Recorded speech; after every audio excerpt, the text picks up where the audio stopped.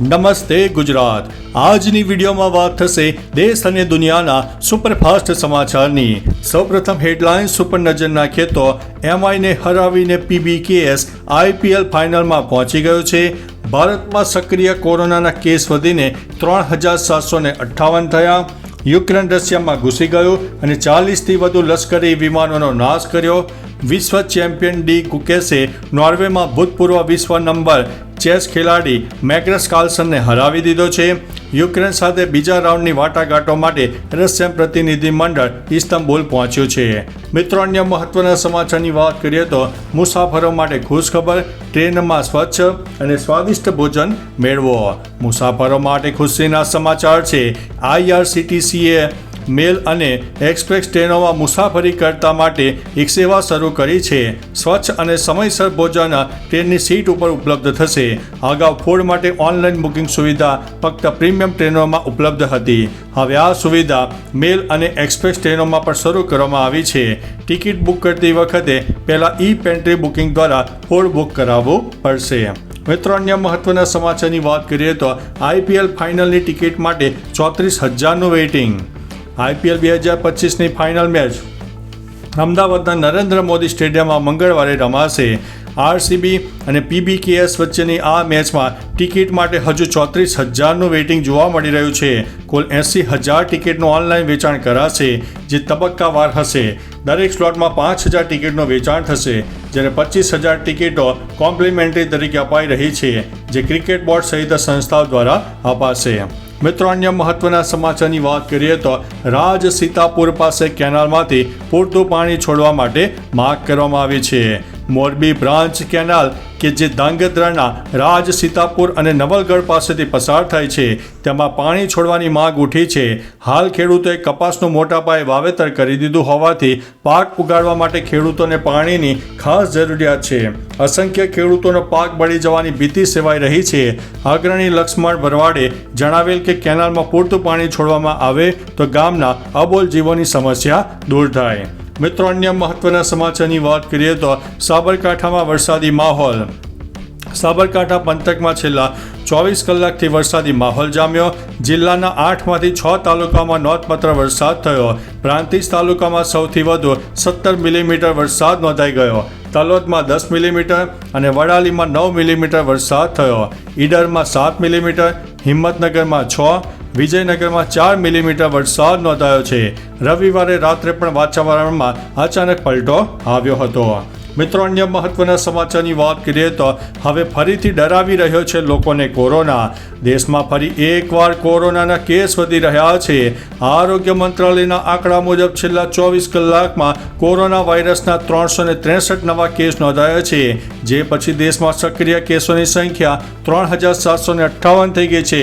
10 દિવસ પહેલા 257 કેસ હતા, જે હવે વધીને 3500થી વધુ થઈ ગયા છે। રવિવારે મહારાષ્ટ્રમાં કોવિડ-19ના 65 કેસ નોંધાયા હતા। કેરળ, મહારાષ્ટ્ર અને દિલ્હીમાં કોવિડ-19ના સૌથી વધુ કેસ નોંધાયા છે। મિત્રો, અન્ય મહત્વના સમાચારની વાત કરીએ તો અમદાવાદમાં કોરોનાથી એક મહિલાનું મોત। અમદાવાદમાં કોરોનાથી એક મહિલાનું મોત થયા હોવાના સમાચાર સામે આવ્યા છે। દાણી લીમડાની 47 વર્ષીય મહિલાનું હોસ્પિટલમાં મોત થઈ ગયું।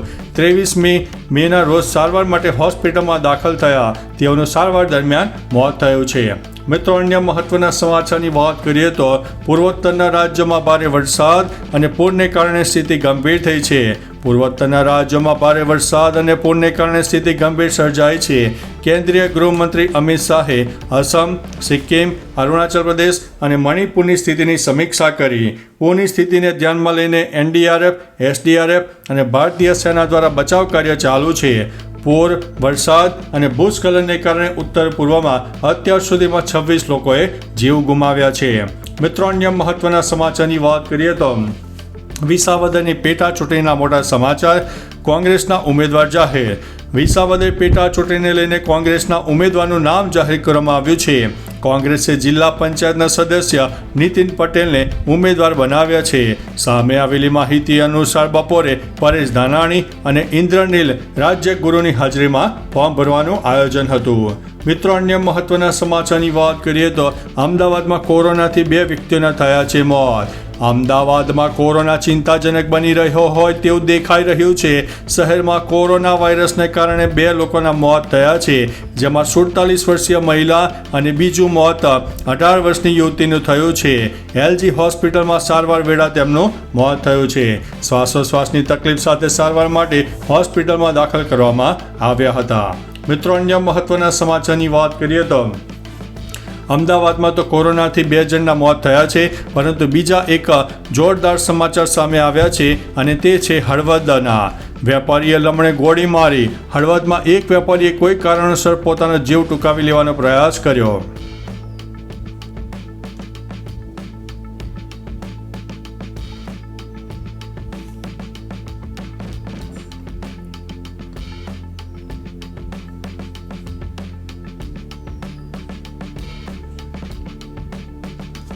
મિત્રો, અન્ય મહત્વના સમાચારની વાત કરીએ તો રેસ્ટોરન્ટમાં આવેલા ગ્રાહકે હદ પાર કરી. રાજકોટના એક રેસ્ટોરન્ટનો વિડીયો હાલ વાયરલ થયો છે. વિડીયોમાં દેખાઈ રહ્યો છે કે રેસ્ટોરન્ટમાં ખાવાઈ ગયેલા ગ્રાહકે પોતાના જ વાળ તોડીને ડીશની અંદર નાખ્યા હતા અને બાદમાં રેસ્ટોરન્ટના સંચાલક સાથે બબાલ કરી હતી. જમવામાં વાળ આવવા મુદ્દે યુવકોએ માથાકૂટ કરી હતી. જોકે ગ્રાહકોની હરકતોનો સીસીટીવી ફૂટેજમાં વિડીયો રેકોર્ડ થઈ ગયો હતો. મિત્રો, અન્ય મહત્વના સમાચારની વાત કરીએ તો એસવીપીમાં શરૂ કરેલા આઇસોલેશન વોર્ડ. રાજ્યમાં કોરોના વાયરસના કેસોમાં વધારો થતાં ફરીથી તંત્રમાં ચિંતા જોવા મળી રહી છે. અમદાવાદમાં 2 મહિલા કોરોનાને કારણે મોત થયા છે, ત્યારે સતર્કતાના ભાગરૂપે અમદાવાદની એસવીપી હોસ્પિટલમાં આઇસોલેશન વોર્ડ શરૂ કરવામાં આવ્યો છે. છેલ્લા 24 કલાકમાં કોરોનાના 55 કેસ નોંધાયા છે. અમદાવાદમાં હાલ 163 દર્દીઓ કોરોનાની સારવાર લઈ રહ્યા છે. મિત્રો, અન્ય મહત્વના સમાચારની વાત કરીએ તો અમદાવાદ મ્યુનિસિપલ કોર્પોરેશનની લાપરવાહી સામે આવી છે. અમદાવાદ મ્યુનિસિપલ કોર્પોરેશનનો આરોગ્ય વિભાગ બેદરકારી અને આંકડાકીય વિગતો છુપાવો હોવાનો આક્ષેપ લગાવવામાં આવ્યો છે.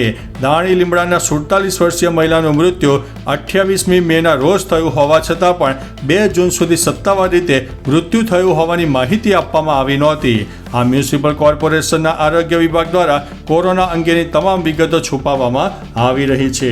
મિત્રો, અન્ય મહત્વના સમાચારની વાત કરીએ તો ભાજપના પૂર્વ મહામંત્રીએ પોલીસ ઉપર હપ્તાખોરીનો આક્ષેપ લગાવ્યો છે. ભાજપના પૂર્વ મહામંત્રી કેસી પટેલે પાટણ પોલીસ પર હપ્તાખોરીનો આક્ષેપ લગાવ્યો છે. તેઓએ આક્ષેપ લગાડતા કહ્યું છે કે પોલીસ ખાનગી વાહન ચાલકો પાસેથી હપ્તા વસૂલે છે. પોલીસ 500 અને 1000 રૂપિયા સુધીના હપ્તા વસૂલે છે તેવી વાત કેસી પટેલે કરી છે. તેઓના આ નિવેદનથી હાલ ભારે ચર્ચાઓ પણ જોવા મળી રહી છે. તો ચાલો મિત્રો, ફરીથી દેશ અને દુનિયાના સુપરફાસ્ટ સમાચાર લઈને મળતા રહીશું. ત્યાં સુધી અમને રજા આપશો. નમસ્તે.